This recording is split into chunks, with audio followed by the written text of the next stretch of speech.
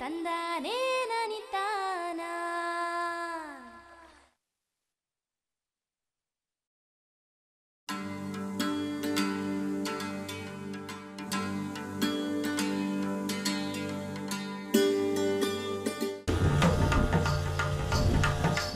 ನಮ್ಮ ರೈತ ಬಾಂಧವರು ಹೆಚ್ಚು ಇಳುವರಿಯನ್ನು ಪಡೆಯುವ ಸಲುವಾಗಿ ಅತಿಯಾದ ರಾಸಾಯನಿಕಗಳನ್ನು ಬಳಸುತ್ತಾ ಬಂದಿದ್ದು ಮಣ್ಣಿನ ಫಲವತ್ತತೆ ಕ್ಷೀಣಿಸಲು ಕಾರಣವಾಗಿದೆ. ಇದನ್ನ ತಪ್ಪಿಸುವ ಸಲುವಾಗಿ ಅನೇಕ ರೈತರು ಸಾವಯವ ಕೃಷಿಯತ್ತ ಮುಖ ಮಾಡಿದ್ದಾರೆ. ಸಾವಯವ ಪದ್ಧತಿಯಲ್ಲಿ ಬೆಳೆಗಳನ್ನು ಬೆಳೆಯಲು ಸೂಕ್ತವಾದ ತಾಂತ್ರಿಕತೆಗಳನ್ನು ಅಭಿವೃದ್ಧಿಪಡಿಸುವಲ್ಲಿ ಕೃಷಿ ವಿಶ್ವವಿದ್ಯಾಲಯಗಳು ನಿರಂತರ ಸಂಶೋಧನೆಯಲ್ಲಿ ತೊಡಗಿವೆ. ಧಾರವಾಡ ಕೃಷಿ ವಿಶ್ವವಿದ್ಯಾಲಯದ ವ್ಯಾಪ್ತಿಯಲ್ಲಿ ಬರುವ ಅರಭಾವಿ ಕೃಷಿ ಸಂಶೋಧನಾ ಕೇಂದ್ರದ ವಿಜ್ಞಾನಿಗಳು ಮುಸುಕಿನ ಜೋಳವನ್ನು ಸಾವಯವ ಪದ್ಧತಿಯಲ್ಲಿ ಬೆಳೆಯಲು ಸೂಕ್ತ ತಾಂತ್ರಿಕತೆಗಳನ್ನು ಅಭಿವೃದ್ಧಿಪಡಿಸಿದ್ದಾರೆ. ಸಾವಯವ ಪದ್ಧತಿಯಲ್ಲಿ ಮುಸುಕಿನ ಜೋಳವನ್ನು ಬೆಳೆದರೆ ಉತ್ತಮ ಇಳುವರಿ ಪಡೆಯಬಹುದು ಎಂಬುದನ್ನು ಅವರು ಸಾಬೀತುಪಡಿಸಿದ್ದಾರೆ. ನಾವೀಗ ಈ ಸಂಶೋಧನಾ ಕೇಂದ್ರದಲ್ಲಿ ಸಾವಯವ ಕೃಷಿಯಲ್ಲಿ ಈ ಗೋವಿನ ಜೋಳವನ್ನು ಬೆಳೆದರೆ ಯಾವ ರೀತಿ ಆಗುತ್ತೆ ಮತ್ತು ಬೆಳೆಯುವಂತಹ ರೈತರಿಗೆ ಏನು ನಾವು ಇದನ್ನು ಮಾಹಿತಿಯನ್ನು ಕೊಡ್ಬೋದು ಅನ್ನುವಂಥ ಒಂದು ಪ್ರಯೋಗವನ್ನು ನಾವಿಲ್ಲಿ ಮಾಡಿ ನೋಡಲಾಗಿ ಕಳೆದ 10 ವರ್ಷಗಳಿಂದ ಸಾಮಾನ್ಯವಾಗಿ ಸುಮಾರು 2006ರಿಂದ 2014ರವರೆಗೆ ಒಂದೇ ಮಣ್ಣಿನಲ್ಲಿ ನಾವು ಬೆಳೆದಂತಹ ಸಾವಯವ ಕೃಷಿಯಲ್ಲಿ ಬೆಳೆದಂತಹ ಈ ಗೋವಿನ ಜೋಳ ಪ್ರಯೋಗವನ್ನು ನಾವು ನೋಡಿದ್ದೀವಿ. ಇದರಲ್ಲಿ ಸಾಮಾನ್ಯವಾಗಿ ನಾವೀಗ ಸೋಯಾವರೆ ಮುಂಗಾರಿಯಲ್ಲಿ ನಂತರ ಹಿಂಗಾರಿಯಲ್ಲಿ ಮುಸುಕಿನ ಜೋಳವನ್ನು ಬೆಳೆದಂತಹ ಒಂದು ಪದ್ಧತಿಯನ್ನು ನಾವೀಗ ಪರೀಕ್ಷೆ ಮಾಡಿ ಇದನ್ನು ನೋಡಿ ಅಧ್ಯಯನ ಮಾಡಿ ತಿಳಿಯಲಾಗಿ ಏನಾಗಿದೆಪ್ಪ ಅಂತಂದರೆ ಇದನ್ನು ನಾವೀಗ ಸಾವಯವ ಕೃಷಿಯಲ್ಲಿ ಕೂಡ ಸಾಮಾನ್ಯವಾಗಿ ಅದೇ ಇಳುವರಿ ನಾವೇನು ರಸಗೊಬ್ಬರಗಳನ್ನು ಹಾಕಿ ನಾವು ಏನು ಸಾಮಾನ್ಯ ಪದ್ಧತಿಯಿಂದ ನಾವೇನು ಬೆಳೀತಾ ಇದ್ದೇವೆ ಅದೇ ಪದ್ಧತಿಯಿಂದ ಬೆಳೆದಷ್ಟೇ ಇಳುವರಿಯನ್ನು ನಾವು ಪಡಿಬೋದು ಅನ್ನುವಂಥ ಮಾಹಿತಿಯನ್ನು ನಾವೀಗ ಪಡೆದುಕೊಂಡಿದ್ದೀವಿ. ಮುಸುಕಿನ ಜೋಳವನ್ನು ಸಾವಯವ ವಿಧಾನದಿಂದ ಬೆಳೆದರೆ ಪ್ರಾರಂಭದಲ್ಲಿ ಇಳುವರಿ ಕಡಿಮೆ ಇದ್ದರೂ ಕಾಲಕ್ರಮೇಣ ಇಳುವರಿಯಲ್ಲಿ ಹೆಚ್ಚಳ ಕಾಣಬಹುದು ಎನ್ನುತ್ತಾರೆ ತಜ್ಞರು.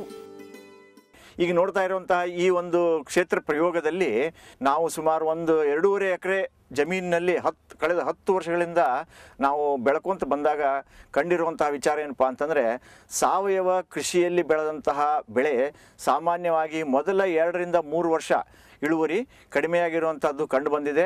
ನಂತರದ ವರ್ಷಗಳಲ್ಲಿ ಈಗ ನಾವು 10 ವರ್ಷದ ಪ್ರಯೋಗಗಳಲ್ಲಿ ಕಳೆದ 2-3 ವರ್ಷಗಳಿಂದ ನಾವೇನು ಸಾವಯವ ಕೃಷಿಯಲ್ಲಿ ಬೆಳೀತಾ ಇದ್ದೇವೆ ಇದರ ಇಳುವರಿ ನಮಗೆ 100% ಅಥವಾ ಶಿಫಾರಸು ಮಾಡಿರುವಂತಹ ಪದ್ಧತಿಯಷ್ಟೇ ನಾವು ಇಳುವರಿಯನ್ನು ಪಡಿಬೋದು ಅಂತಂಥೇಳಿ ತಿಳಿದು ಬಂದಿದೆ.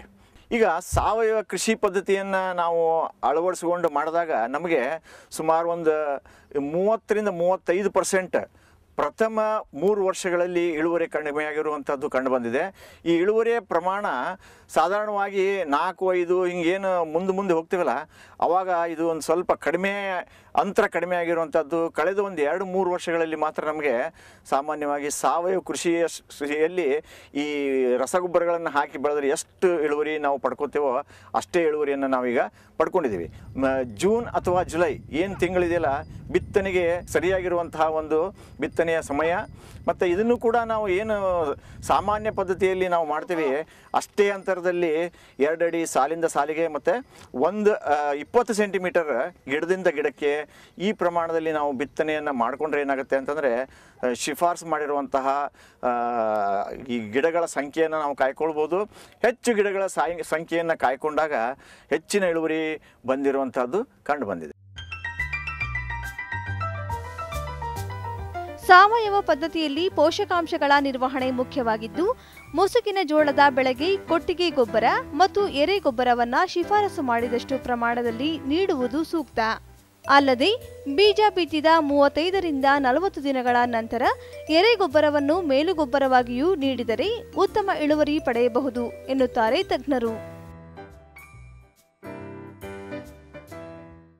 ಇದರಲ್ಲಿ ಸಾವಯವ ಪದ್ಧತಿಯಲ್ಲಿ ನಾವು ಸಾಮಾನ್ಯವಾಗಿ ತಿಪ್ಪೆಗೊಬ್ಬರ ಮುಖ್ಯವಾಗಿ ನಾವು ತಿಪ್ಪೆಗೊಬ್ಬರವನ್ನು ನಾವು ಉಪಯೋಗ ಮಾಡಿದ್ದೀವಿ.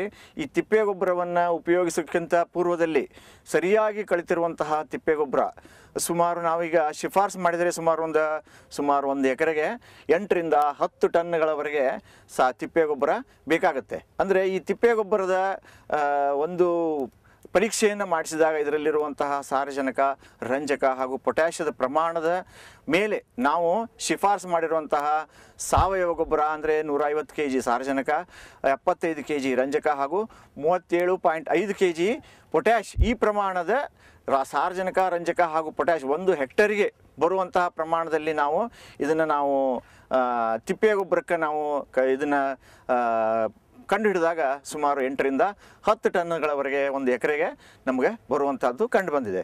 ಇಷ್ಟು ಇದನ್ನು ತಿಪ್ಪೆ ಗೊಬ್ಬರ ಅಕಸ್ಮಾತ್ ನಮಗೆ ಲಭ್ಯವಾಗದೇ ಇರುವಂತಹ ಸಮಯದಲ್ಲಿ ಎರೆಗೊಬ್ಬರ ಸುಮಾರು 1 ಎಕರೆಗೆ ಸುಮಾರು 1.5 ರಿಂದ 2 ಟನ್ನಷ್ಟು ಪ್ರಮಾಣ ಬರ್ತದೆ. ಈ 1.5 ರಿಂದ 2 ಟನ್ ನಾವು ಸಾಮಾನ್ಯವಾಗಿ ಇದರ ಒಂದು ಸಾರಜನಕ, ರಂಜಕ ಹಾಗೂ ಪೊಟ್ಯಾಷ್ ಪ್ರಮಾಣದ ಒಂದು ಇದನ್ನು ಪರೀಕ್ಷೆ ಮಾಡಿ ನೋಡಿ ಅದರ ಪ್ರಮಾಣವನ್ನು ನಾವು ಇದರಲ್ಲಿ ತೆಗೆದುಕೊಳ್ಬೇಕಾಗ್ತದೆ. ಸೊ ಹಾಗೆ ನಾವು ಮಾಡಿದಾಗ ಸುಮಾರು ಒಂದು 2.5 ರಿಂದ 3 ಟನ್ ಒಂದು ಎಕರೆಗೆ ಈ ಪ್ರಮಾಣ ಬಂದಿರುವಂಥದ್ದು ಕಂಡು ಬಂದಿದೆ. ಸೊ ಇದನ್ನು ಅಕಸ್ಮಾತ್ ಇದು ಇರಲಿಲ್ಲ ಅಂತಂದರೆ ನಮಗೆ ಯಾವುದೇ ಒಂದು ಬೆಳೆಯ ಒಂದು ವೇಸ್ಟ್ ಅಥವಾ ನಮಗೆ ಕ್ರಾಪ್ ರೆಸಿಡ್ಯೂ ಅಂತೇಳಿ ನಾವೇನು ಹೇಳ್ತೀವಿ, ಈ ಕ್ರಾಪ್ ರೆಸಿಡ್ಯೂನು ಕೂಡ ಇದರಲ್ಲಿ ನಾವು ಉಪಯೋಗಿಸ್ಬೋದು. ಈಗ ಸಾಮಾನ್ಯವಾಗಿ ಈ ಎರೆಗೊಬ್ಬರವನ್ನು ಮೇಲುಗೊಬ್ಬರ ಅಂಥೇಳಿ ನಾವು ಸುಮಾರು 35 ರಿಂದ 40 ದಿನದ ಅವಧಿಯಲ್ಲಿ 1 ಎಕರೆಗೆ ಸುಮಾರು ನೀವು ಒಂದು 100 ರಿಂದ 150 kg ಅಥವಾ 200 kgವರೆಗೂ ನಾವು ಮೇಲುಗೊಬ್ಬರ ಅಂಥೇಳಿ ಕೊಡೋದರಿಂದ ಬೆಳೆಯ ಬೆಳವಣಿಗೆ ಚೆನ್ನಾಗಿ ಆಗಿರುವಂಥದ್ದು ಕೂಡ ನಮಗೆ ಕಂಡು ಬಂದಿದೆ.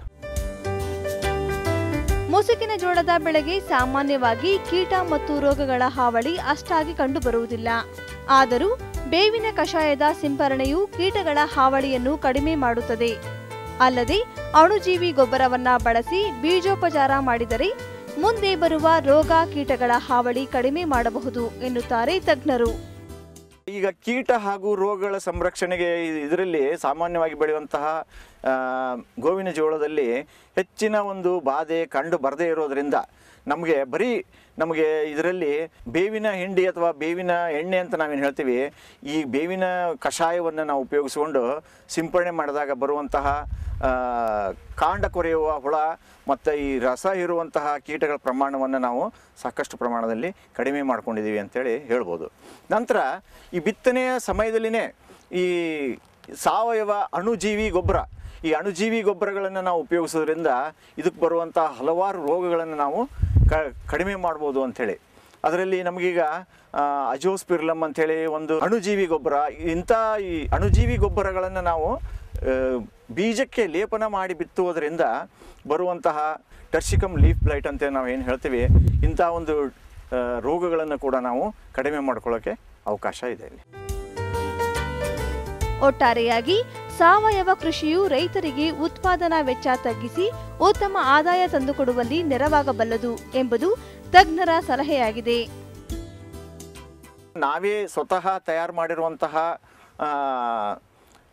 ತಿಪ್ಪೆ ಗೊಬ್ಬರ ಆಯಿತು, ಯಾವುದೇ ಅಣುಜೀವಿ ಗೊಬ್ಬರ ಮತ್ತು ನೀವು ಎರೆ ಗೊಬ್ಬರ ಇಂಥದನ್ನು ಉಪಯೋಗಿಸ್ಕೊಂಡು ಮಾಡೋದ್ರಿಂದ ನಮಗೆ ಬರುವಂತಹ ಒಟ್ಟು ಖರ್ಚಿನ ವಿಚಾರದಲ್ಲಿ ಬಹಳಷ್ಟು ಪ್ರಮಾಣದಲ್ಲಿ ಕಡಿಮೆ ಆಗಿರುವಂಥದ್ದು ಕಂಡು ಬಂದಿದೆ. ಇದರಲ್ಲಿ ನಾವು ನಮ್ಮ ಹೊಲದಲ್ಲಿಯೇ ತಯಾರು ಮಾಡಿರೋದರಿಂದ ಇದರ ಪ್ರಮಾಣದ ಅಥವಾ ಇದರ ಒಂದು ಬೆಲೆಯನ್ನು ನಾವೇ ನಿರ್ಧಾರ ಮಾಡಿಕೊಂಡ್ರೆ ಸುಮಾರು ನಮಗೆ 4 ರಿಂದ 5 ಸಾವಿರ ರೂಪಾಯಿ ಖರ್ಚಾದರೆ ಒಂದು ಎಕರೆಗೆ ಈ ಒಂದು ಸಾಧಾರಣ ಪದ್ಧತಿಯಲ್ಲಿ ಬೆಳೆಯುವಂತಹ ರಸಗೊಬ್ಬರಗಳನ್ನು ಉಪಯೋಗಿಸಿ ನಾವೇನು ಎಲ್ಲ ಕೀಟನಾಶಕಗಳು, ರೋಗನಾಶಕಗಳನ್ನು ಬಳಸಿ ನಾವೇನು ಮಾಡ್ತೀವಿ, ಇದರಿಂದ ನಮಗೆ ಸುಮಾರು 10-12 ಸಾವಿರ ರೂಪಾಯಿವರೆಗೂ ನಮಗೆ ಖರ್ಚು ಬರಬಹುದು ಅಂಥೇಳಿ ನಾವು ಅಂದಾಜು ಮಾಡಿದ್ದೀವಿ. ಸೊ ಅದರಲ್ಲಿಂದನೂ ಕೂಡ ರೈತರಿಗೆ ಇದರಲ್ಲಿ ಕಾಸ್ಟ್ ಆಫ್ ಕಲ್ಟಿವೇಷನ್ ಅಥವಾ ಒಟ್ಟು ನಾವೇನು ಖರ್ಚು ಮಾಡ್ತೀವಿ ಅದರಲ್ಲಿನೂ ಕೂಡ ರೈತರಿಗೆ ಲಾಭ ಸಿಗ್ಬೋದು ಅನ್ನುವಂಥದ್ದು ನಮ್ಗೆ ಕಂಡು ಬಂದಿದೆ.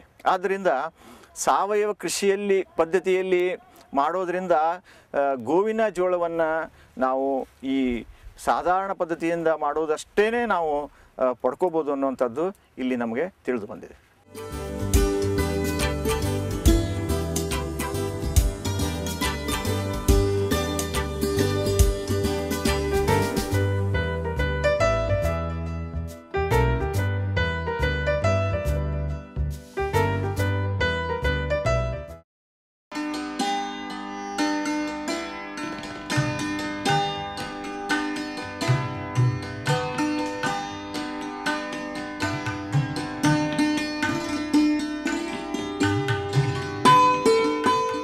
ಹೈನುಗಾರಿಕೆ, ಕುರಿ, ಆಡು, ಕೋಳಿ, ಮೀನು ಸಾಕಣೆಯಂತೆಯೇ ಹಂದಿ ಸಾಕಣೆಯೂ ಕೂಡ ಒಂದು ಲಾಭದಾಯಕ ಉದ್ಯಮ.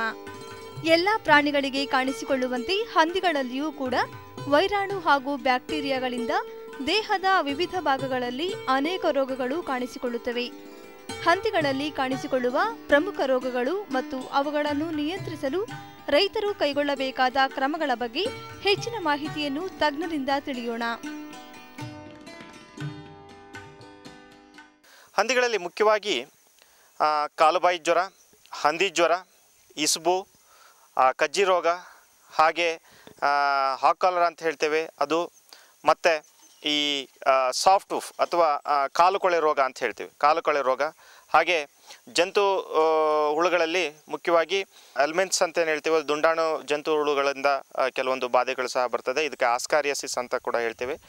ಹಾಗೆ ಗಂಟಲು ಬೇನೆ ಕೂಡ ಈ ಹಂದಿಗಳಲ್ಲಿ ಕಂಡು ಬರ್ತಕ್ಕಂಥ ಪ್ರಮುಖ ರೋಗಗಳಲ್ಲಿ ಒಂದು. ಇನ್ನು ಮರಿಗಳಲ್ಲಿ, ಹುಟ್ಟಿದ ಮರಿಗಳಲ್ಲಿ ಕಬ್ಬಿಣದ ಕೊರತೆಯಿಂದಾಗಿ ಬರ್ತಕ್ಕಂಥ ಪಿಗ್ಲೆಟ್ ಅನಿಮಿಯಾ ಅಥವಾ ರಕ್ತಹೀನತೆ ಅಂತ ನಾವು ಹೇಳ್ತೇವೆ, ಈ ರೋಗ ಸಹ ಕಂಡು ಬರ್ತದೆ. ಇನ್ನು ಮುಖ್ಯವಾಗಿ ಒಂದೊಂದೇ ರೋಗದ ಬಗ್ಗೆ ನಾವು ಲಕ್ಷಣಗಳನ್ನು ತಿಳ್ಕೊಳ್ಳೋದಾದರೆ, ಕಾಲುಬಾಯಿ ಜ್ವರ ಅಂತ ಇದು ಹೆಸರೇ ಸೂಚಿಸುವ ಹಾಗೆ ಕಾಲು ಮತ್ತು ಬಾಯಿಗೆ ಸಂಬಂಧಪಟ್ಟ ಕಾಯಿಲೆಯಾಗಿದ್ದು, ಇದು ಮುಖ್ಯವಾಗಿ ಒಂದು ನಂಜಾಣು ಅಥವಾ ವೈರಸ್ನಿಂದ ಬರ್ತಕ್ಕಂಥ ಕಾಯಿಲೆ ಆಗಿರ್ತದೆ. ಸೊ ಹಂದಿಗಳಲ್ಲಿ ಮುಖ್ಯವಾಗಿ ಕಾಲುಬಾಯಿ ಜ್ವರನ ತುಂಬ ಮಹತ್ವ ಉಳ್ಳದಾಗಿರುತ್ತೆ. ಯಾಕಂದರೆ ಈ ಕಾಲುಬಾಯಿ ಜ್ವರದ ವೈರಸ್ ಇದರಲ್ಲಿ ಅತಿ ವೇಗವಾಗಿ ವೃದ್ಧಿಯನ್ನು ಹೊಂದ್ತದೆ. ಇದಕ್ಕೆ ನಾವು ಆಂಪ್ಲಿಫೈಯರ್ ಹೋಸ್ಟ್ ಅಂತ ಸಹ ಕರಿತೀವಿ ಹಂದಿಯನ್ನು. ಸೊ ಇದರಲ್ಲಿ ಮುಖ್ಯ ಲಕ್ಷಣಗಳಂದರೆ ಬಾಯಿನ ಒಸಡಿನಲ್ಲಿ ಹಾಗೂ ಕಾಲಿನ ಗೊರಸುಗಳ ಮಧ್ಯೆ ಹುಣ್ಣಾಗಿ ಹಂದಿ ವಿಪರೀತವಾದಂಥ ನೋವನ್ನು ಅನುಭವಿಸ್ತಿರುತ್ತೆ. ಹಾಗೆ ಮೇವು ಆಹಾರ ನಿರಾಕರಣೆ ಮಾಡ್ತದೆ. ಹಾಗೆ ಜ್ವರದಿಂದ ಬಳಲ್ತಕ್ಕಂಥ ಹಂದಿ ತುಂಬ ಮಂಕಾಗಿ ಒಂದೆಡೆ ಮಲ್ಕೊಳ್ಳುತ್ತದೆ. ಸೊ ಮುಖ್ಯವಾಗಿ ಈ ಒಂದು ಕಾಯಿಲೆಗೆ ನಿರ್ದಿಷ್ಟವಾದ ಚಿಕಿತ್ಸೆ ಇರೋದಿಲ್ಲ. ಹಾಗೆ ಈ ರೋಗ ಬರದ ಹಾಗೆ ತಡೆಗಟ್ಟೋಕ್ಕೋಸ್ಕರ ನಿಗದಿತ ಅವಧಿಯಲ್ಲಿ ಲಸಿಕೆಯನ್ನು ಹಾಕಿಸ್ಕೊಳ್ಳೋದ್ರಿಂದ ಈ ರೋಗವನ್ನು ತಡೆಗಟ್ಟಬಹುದು. ಇನ್ನು ಎರಡನೇ ಮುಖ್ಯ ಕಾಯಿಲೆ ಅಂತ ಹೇಳೋದಾದರೆ ಇಸ್ಬು ಅಥವಾ ಹಂದಿ ಜ್ವರ ಅಂತ ಹೇಳ್ತೇವೆ. ಸೊ ಈ ಕಾಯಿಲೆ ಬಂದಂಥ ಹಂದಿಗಳಲ್ಲಿ ಹೊಟ್ಟೆಯ ಕೆಳಭಾಗದಲ್ಲಿ ವಜ್ರಾಕೃತಿಯ ನೀಲಿಯ ಮಚ್ಚೆಗಳು ಕಾಣಿಸ್ಕೊಳ್ತದೆ.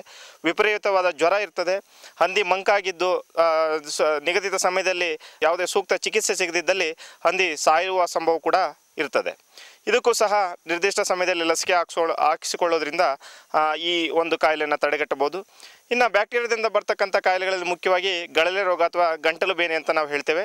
ಸೊ ಈ ರೋಗ ಕಲುಷಿತ ಆಹಾರ ನೀರಿನಿಂದ ಹಂದಿಗಳಲ್ಲಿ ಕಾಣಿಸ್ಕೊಳ್ತಾ ಇದ್ದು, ರೋಗ ಬಂದಂಥ ಹಂದಿ ಗಂಟಲು ಭಾಗ ಊದಿಕೊಂಡಿರ್ತದೆ. ಹಾಗೆ ವಿಪರೀತವಾದ ಜ್ವರ ಇರ್ತದೆ. ಹಂದಿ ಮಂಕಾಗಿದ್ದು ಆಹಾರವನ್ನು ನಿರಾಕರಿಸ್ತದೆ. ಸೊ ಈ ರೋಗಕ್ಕೂ ಸಹ ನಿರ್ದಿಷ್ಟವಾದ ಲಸಿಕೆ ಹಾಕಿಸ್ಕೊಳ್ಳೋದ್ರಿಂದ ರೋಗ ಬರೋದನ್ನು ತಡೆಗಟ್ಟಬಹುದು.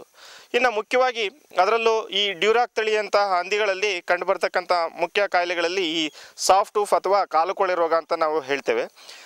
ಹಂದಿ ಸಾಧಾರಣವಾಗಿ 1-1.5 ವರ್ಷ ಆದಂತಹ ಸಂದರ್ಭದಲ್ಲಿ 100 kg ಮೇಲ್ಪಟ್ಟು ತೂಗತಕ್ಕಂಥ ಹಂದಿಗಳಲ್ಲಿ ಈ ಗೊರಸು ಮಿದುವಾಗಿ ಆ ಭಾಗದಲ್ಲಿ ಬ್ಯಾಕ್ಟೀರಿಯಾ ಗ್ರೋತ್ ಆಗೋದ್ರಿಂದ ಈ ಗೊರಸಿನ ಮಧ್ಯದಲ್ಲಿ ಹುಣ್ಣಾಗ್ತದೆ. ಹುಣ್ಣಾಗಿ ಅದು ವಿಪರೀತವಾದ ನೋವಿನಿಂದ ಕೂಡಿದ್ದು ಇವನ್ ರಕ್ತಸ್ರಾವ ಕೂಡ ಕಂಡು ಬರ್ತದೆ. ಇಂತಹ ಹಂದಿಗಳಲ್ಲಿ ನಾವು ಸಾಧಾರಣವಾಗಿ ಕಂಡುಕೊಳ್ಳೋದೇನೆಂದರೆ ಈ ಕೊಡ್ತಕ್ಕಂಥ ಆಹಾರದಲ್ಲಿ ಜಿಂಕ್ ಅಂಶ ಏನಾದರೂ ಕಡಿಮೆ ಇದ್ದ ಸಂದರ್ಭದಲ್ಲಿ ಈ ಒಂದು ಕಾಯಿಲೆ ಕಾಣಿಸ್ಕೊಳ್ತದೆ. ಸೊ ಅದಕ್ಕೋಸ್ಕರ ಈ ಕಾಲುಕೊಳೆ ರೋಗವನ್ನು ತಡೆಗಟ್ಟುವ ನಿಟ್ಟಿನಲ್ಲಿ ದಿನನಿತ್ಯದ ಆಹಾರದಲ್ಲಿ ಜಿಂಕ್ ಸಲ್ಫೇಟ್ ಅಥವಾ ಜಿಂಕಿನ ಅಂಶ ಇರುವ ಹಾಗೆ ನಾವು ನೋಡಿಕೊಳ್ಬೇಕಾಗ್ತದೆ. ಸೊ ಇದರಿಂದಾಗಿ ಈ ಕಾಯಿಲೆಯನ್ನು ಬರದಾಗೆ ತಡೆಗಟ್ಕೋಬೋದು. ಇದರಿಂದಾಗಿ ಗೊರಸು ಸಹ ಗಟ್ಟಿಯಾಗಿ ಈ ಕಾಲುಕೊಳೆ ರೋಗ ಬರೋದನ್ನು ತಡೆಗಟ್ಟಬಹುದಾಗಿದೆ.